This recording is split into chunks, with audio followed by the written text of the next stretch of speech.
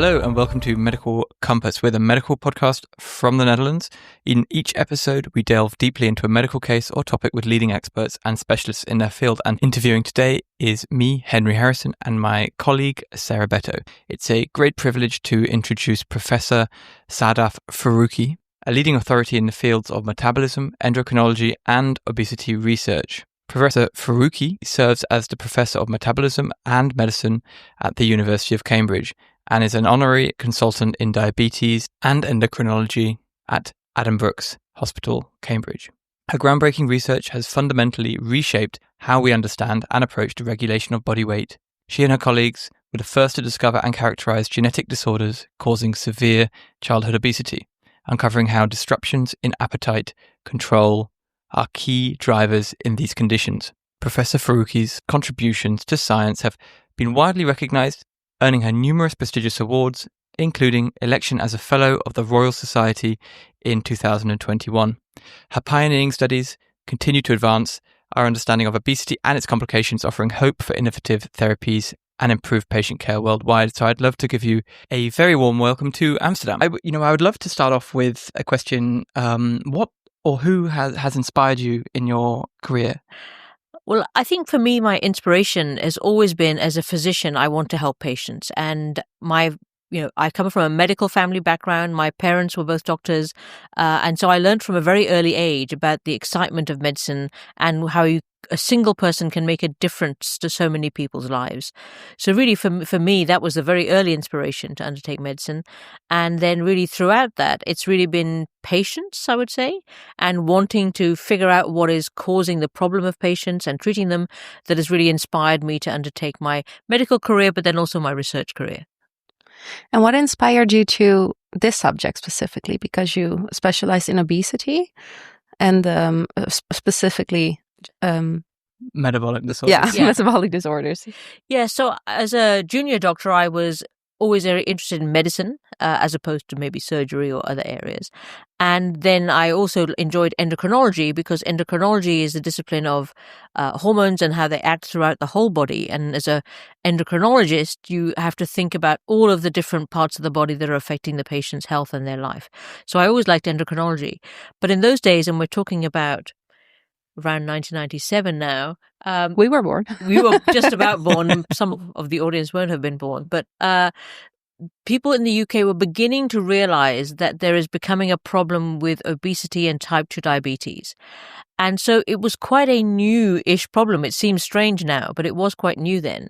And my mentor in Cambridge, Professor Stephen O'Reilly, I went to go and see him, and he was beginning to think about what is causing all of this type 2 diabetes and why is obesity causing diabetes? Because we didn't really know very much in those days. We knew a little bit about insulin resistance. And so that occurred to me that would be an exciting new area of endocrinology that we didn't understand much about. And yet it was obvious already that it was becoming a big health problem. So I got excited about going into uncharted territory and trying to discover some new things. And then our really first finding was a little bit by accident. We were asked to study or investigate 2 children who had very severe obesity, but nobody could understand why. And then we found that those 2 children had undetectable levels of the hormone leptin, and that had only very recently been discovered in mice.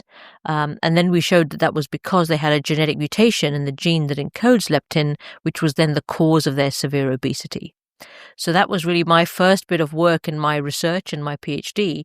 And then it opened up a whole new area whereby we said, okay, can we find other genes that are causing obesity?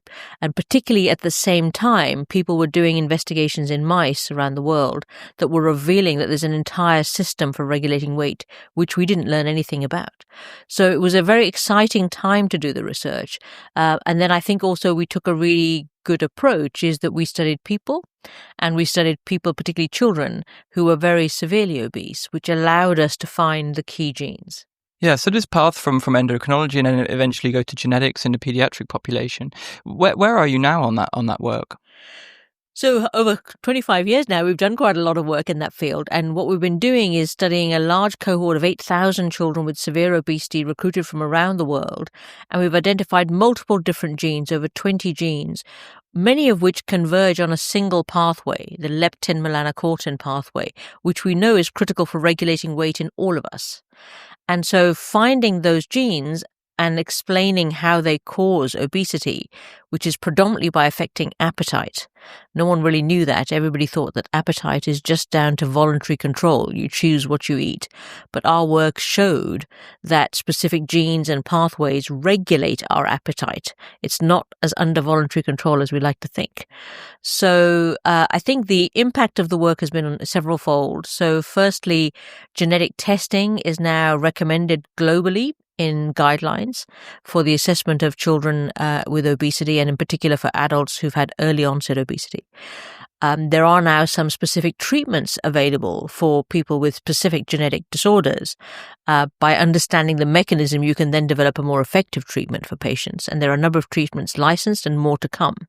It's a very exciting area. I think in 5-10 years' time, by the time you all qualify, there will be a host of different treatments for people with severe obesity that is caused by particular mechanisms being disrupted. So I think that's an exciting time now after many years to be able to actually treat some of those original patients that I was looking after many years ago, now are adults. And then I hope it's also changing a little bit how we think about obesity as a condition, both these rare cases, but also more common obesity. Understanding the biology can help physicians, but also the public and patients and politicians understand that actually it's not as simple as just the environment. Our environment acts on our biology and our genes. And so I hope that it can have a lasting effect on how people think about obesity and care for people with obesity. Yeah. When doing this research, was there challenges from translating the fundamental side of the research into the clinical aspects that you're now discussing? Yeah, there were some challenges, I would say. The challenges were initially, I think, a little bit that the funders and other people didn't almost believe that this could be relevant in people. So it was only when we actually finally proved things that actually people started to change their preconceived ideas about obesity.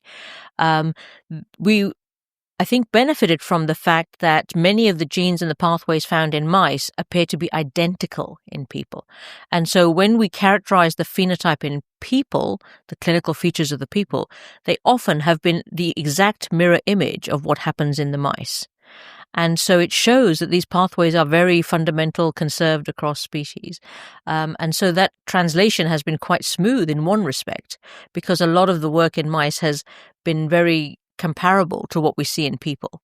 But to do that, you have to do it very carefully. And I think, to a high standard, otherwise you miss things. Yeah. Well, having also been in the field now for 25 years, do you also expect there to be still new developments within the field? Yeah, I think so. There's still an awful lot we don't understand, and that's true in many areas of medicine, I would say. So, of course, there are many more genes to find and many more pathways to find, but we're also keen on trying to take different approaches. So one of the things that we're doing now, which I think is quite exciting, is we're trying to say, can we find new ways of finding treatments for people with severe obesity? And could we do that by studying thin people? So I've often joked that I'm not really that sympathetic to people who can eat what they like and they don't gain weight, but they're probably telling us something. Yeah, and indeed, a number of studies have shown that thinness is as heritable as obesity. Yeah. So there are people we probably all know who can eat what they like, they don't gain weight, and we're now finding some of the genes that explain that. Yeah. We 2 weeks ago we also published a episode on fecal biomes, and that has also large influence on weight. I'm not so sure. Okay. So you're right about the topic being exciting, and a lot of people are doing work in that area. Some of that work, I think, is quite preliminary, and it's yet to be understood as to whether it has any role to play. Yeah. It's quite reasonable, I think, that our diet, of course, affects the gut microbiome, which in turn may affect how we absorb nutrients. But then it's quite a big step to say that contributes to obesity, and I don't think we're anywhere near there yet. Yeah. You said there was a frame shift in the beginning of this research, a sort of happy accident which allowed you to see the field from a new perspective. Is this something that you look for now continuing in your research, and how do you make that happen? Or is it something that just happens and then you have luck? That's a magic question. Okay. So I think in all of science and research, it's a kind of combination of things. There is a good dose of luck, but I like the phrase from Louis Pasteur that chance favors the prepared mind. So, you have to be open. You have to be open in your thinking, and you have to open your eyes to what you see. And then you have to take some bold steps to try to inquire and figure out what is going on. And so I think for sure, serendipity, chance, sometimes accidents play a good role, but actually who is going to follow those up and take those up and discover something, that I think is what we continue to look for, is what could this mean, and how can we bring in information and insights from other areas. And for me, our best guide as to what is exciting and what we should look at is always the patients. So all of our discoveries have been stimulated by things we have seen and observed in patients. And you also mentioned before that you've been following these patients for quite some time and that you hope to help them, right? Yeah. What are things, because of course, I think many listeners will also will be thinking, is DNA is something you cannot actively maybe change. How can we influence then the obesity?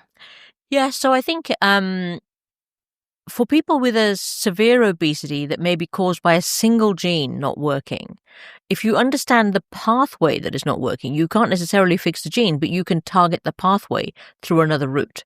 So the children with leptin deficiency, the gene wasn't working. If they make no leptin at all, we replace leptin, just like with type 1 diabetes, we replace insulin. And that works dramatically. They are now entirely normal. For other conditions like the melanocortin-4 receptor MC4, the mutation means the gene is not working, but we can now are developing new therapies that can even correct the mutation or stabilize it so that it doesn't have the same deleterious effect. In the future, there is even the possibility of gene therapy. So in that instance, you could potentially even replace the faulty gene. And there is a couple of types of gene therapy that have been developed and tried in mice and that I think could be helpful in people. Oh, that's very exciting. This, if I dare say so myself, because what you mentioned before, the stigma that is about obesity, and there's always been this culture for, but if you just eat less and exercise more, then it'll all be fine.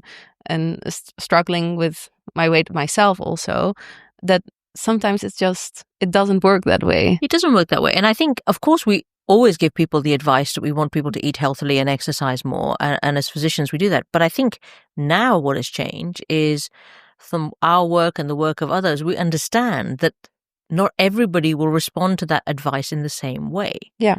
So some people will be much more likely to lose weight than others when given that advice. And some people will find it very hard to lose weight. And some people with these single genes cannot, even if they're brought into hospital and their food intake is completely controlled, they will just about stabilize their weight. They won't lose the weight if they have a faulty MC4 gene, for example. Yeah. So understanding that, I hope, gives us as students and future physicians the understanding that we should be more sympathetic to people who struggle with their weight.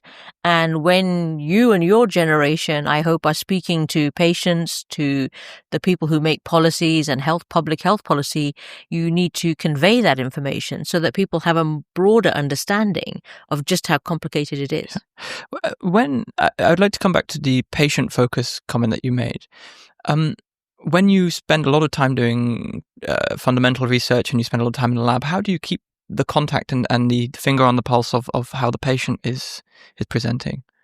Yeah, I think that's always been very important for me personally. And that was the reason that I go into the research, and that remains the reason. And particularly when you have a lot of paperwork to do, you have to remember a good reason to do it.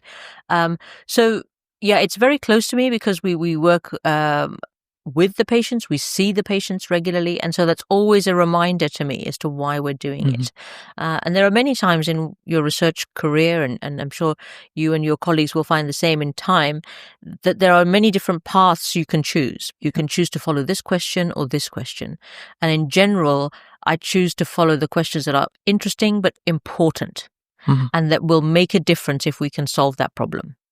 And so that's a little bit what I've tended to use as a guide as to what we choose to focus on. It's maybe more of a closing question. And that's maybe a bit more personal, but is there any patient that has been on your mind that you've learned or that you've got to know better, that you're like, if I were able to help them, that would really mean the world? Oh gosh, there are many. There are many. I think there's a little, well, she's not little now, actually. She was maybe 5 years old, a little girl that I saw. And her parents were entirely normal weight. They were very motivated. They were doing everything possible to look after that little girl, but she was very heavy. So at the age of 5, she weighed 50 kilos. And we found a genetic condition in her, okay, but we have not as yet found a treatment for her. And I recently spoke to the family, who contacted me again after some years. She's now 26 years old, so a young adult and still really struggling. And what was very sweet was that they remembered everything that we had been doing for so many years and were very pleased that we had been continuing to research, but as yet we haven't found a treatment for her. So I would love to be able to find a treatment for that patient and the others like her who are a bit more complex. There's probably a few different things going on. Their gene does a few different things. So it's not one easy mechanism to target. And, what is humbling, I think, is that what the family said to me is that, we're very grateful for what you and your team have done. And if we can help in any way, we will. And I think it's that partnership with patients and physicians and researchers that is really the key to trying to make those changes. Okay. Those are lovely words to end with, absolutely. I think. We just want to thank you enormously for your time, and I hope your stay here is pleasant. Thank you very much. Thank you.